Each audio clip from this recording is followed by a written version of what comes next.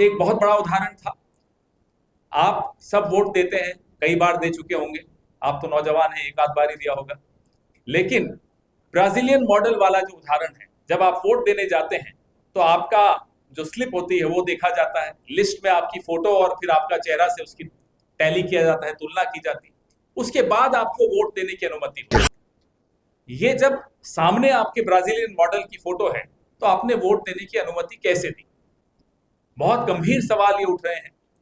आज दिन भर हम देख रहे थे कुछ, मैं उनको भूतपूर्व पत्रकार कहूंगा, आजकल वो एंकर हैं, तो जो भूतपूर्व पत्रकार, उनको अगर पत्रकार कहूं तो आप सबका अपमान है, इसलिए उन्हें पत्रकार नहीं कहूंगा। तो जो भूतपूर्व पत्रकार हैं वो लोग बड़ी कोशिश कर रहे थे, और हैरानी की बात है कि वो डिफेंड कर रहे हैं।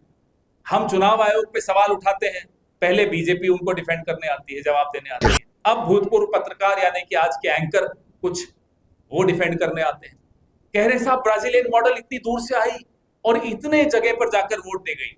महामूर्खों, इतना तो समझो कि वो खुद नहीं आई थी।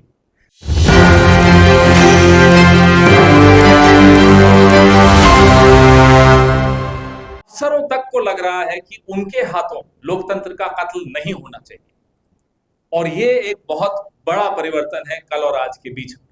हमारे कई साथी हैं बिहार के जो राजनीति में सक्रिय हैं, पत्रकारिता में सक्रिय हैं, कुछ अधिकारी हैं, बहुत परेशान है वो अधिकारी।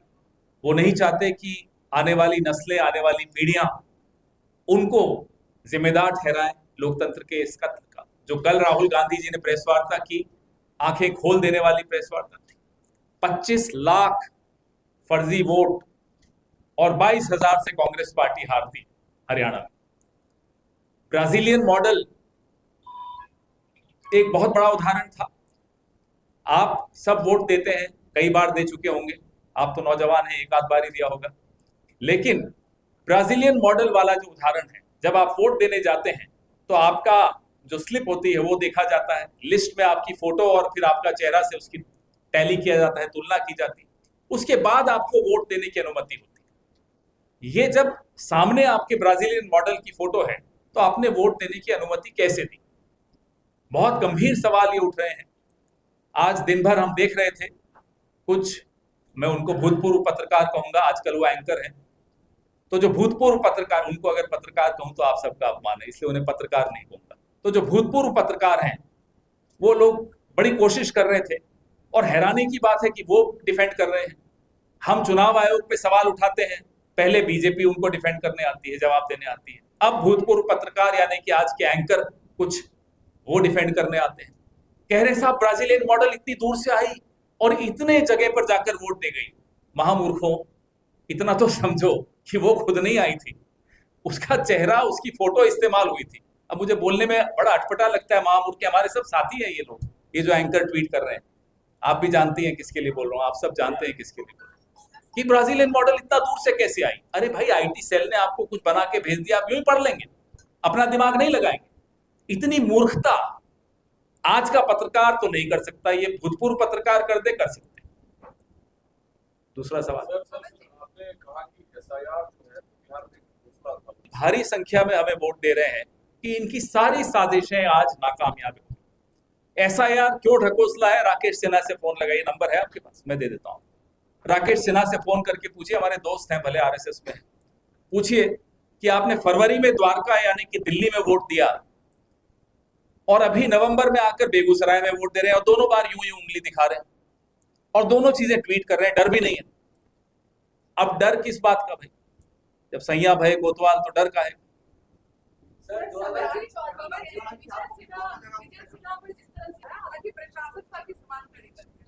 प्रशासन तो उन्हीं का है, तो हम तो बार बार कह ही रहे हैं कि साहब आपका ये गुंडा राज चल रहा है, अब इसको खत्म करना है। आज उस गुंडा राज के शिकार आप खुद हो गए, क्योंकि लोगों का भी गुस्सा है। हम हिंसक प्रतिरोध या विरोध के खिलाफ, क्योंकि हम ऐसी पार्टी है जो बिना हिंसा के विरोध करके अंग्रेजों को भगा दिया, तो हिंसा के खिलाफ हैं, लेकिन विरोध तो है। जब आप विरोध के सारे दरवाजे बंद कर देंगे तो जाहिर सी बात है सड़क पर गुस्सा दिखेगा, वो जो आज इन सबको दिखा। सर 2020 में पूछा था, आप अभी भी वैसे के वैसे, मेरे बाल सफेद होंगे। उससे कैसे निपटिए? ईवीएम पे कई चर्चाएं हो रही हैं, होती रहती हैं और होनी भी चाहिए। बड़ी स्वस्थ परंपरा है कि चर्चा होनी चाहिए, कोई भी पूर्ण विराम नहीं लगता किसी भी थ्योरी पर। कोई नया जानकारी अगर आपके पास है ईवीएम्स के विषय में तो हमसे भी साझा कीजिए। हम लगातार प्रयास कर रहे हैं, हमारे नेता राहुल गांधी लगातार प्रयास कर रहे हैं कि चुनाव पारदर्शी हो, वोटर्स लिस्ट पारदर्शी हो, चुनावी प्रक्रिया पारदर्शी हो, चुनाव आयोग निष्पक्ष हो, चुनाव आयुक्त। बिहार में बदलाव का आज पहला चरण समाप्ति की ओर है। 121 विधानसभाओं पर मतदान पूर्ण हो रहा है। आवाज पता चल रहा है कि 60% के लगभग हुआ है। पहले क्यों? लेकिन जो आक्रोश और जो गुस्सा लोगों के चेहरे पर दिख रहा था, मशीनों पर भी वो आक्रोश और गुस्सा दिखेगा। आज ये स्थिति रही कि बिहार के कई भाजपा नेता, विधायक, उम्मीदवार, यहां तक कि उप मुख्यमंत्री खुद, उन्हें आज भारी विरोध का सामना करना पड़ा।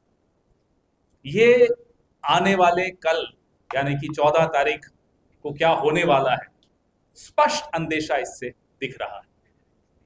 यह पता चला कि बिहार का मतदाता पूरी तरह जाग उठा है, लेकिन यह भी पता चला कि बिहार का मतदाता तो जाग रहा है, चुनाव आयोग सो रहा है या सोने की एक्टिंग कर रहा है, ड्रामा कर रहा है, नाटक कर रहा है।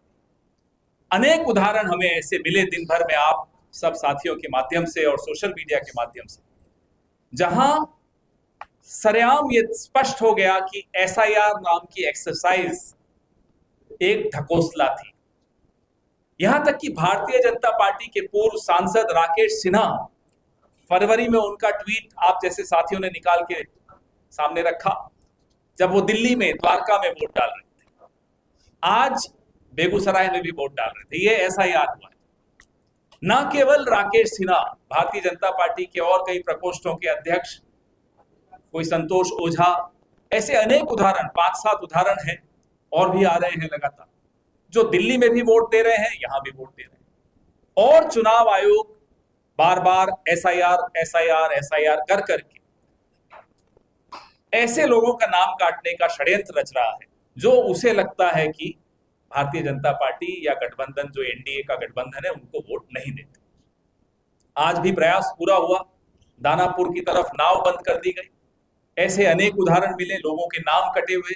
हम खुद, काफी साथी हमारे घूम रहे थे, आज जो भी मिले हमें बता रहे थे कि कई जगह लोग रुआंसे होकर पोलिंग बूथ से वापस लौट रहे थे। खैर, आपने जितनी साजिशें करनी थी कर लीजिए। भारी बहुमत से तेजस्वी यादव जी मुख्यमंत्री बनने जा रहे हैं, महागठबंधन की सरकार बनने जा रही है और इन सारी साजिशों पर पानी फेरने हम जा रहे हैं। जो विरोध का सामना विजय सिन्हा को करना पड़ा और इनके उम्मीदवारों को करना पड़ा, उम्मीद है कि दिल्ली में जो साहब बैठते हैं वो भी देख रहे होंगे कि ये दरअसल ये हो रहा है। ये इनके खिलाफ आप कितने ही अरबों करोड़ों खर्च करके अपने विज्ञापन देते रहते हैं, पूरा शहर का शहर रोक देते हैं, होटल सारे बुक कर लेते हैं, सड़कें जाम कर लेते हैं और एक इवेंट्स बना बना के दिखाते हैं। होना कुछ नहीं है, क्योंकि बिहार का मतदाता गुस्से में आज वोट दे रहा है। नौजवानों में खास तौर पे उत्साह दिखा, महिलाओं में एक अलग तरह का गुस्सा दिखा, क्योंकि ये सब वो महिलाएं हैं जो अपने घर में रोज सुबह बेरोजगार बच्चों को देखती और उन्हें दुख होता है।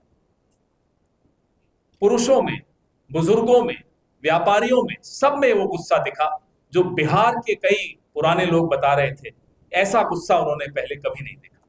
तो ये गुस्से का वोट है और गुस्से का वोट हमेशा बदलाव का वोट होता है। ये बदलाव का भारी बहुमत 121 सीटों पर आपने देखा और अगले चरण में 11 तारीख को जो 122 सीटें बची हैं, उसमें भी यही मूड, कमोबेश इससे ज्यादा मूड खराब है लोगों का और उम्मीद करते हैं कि 11 तारीख की शाम को फिर आपसे मुलाकात करेंगे।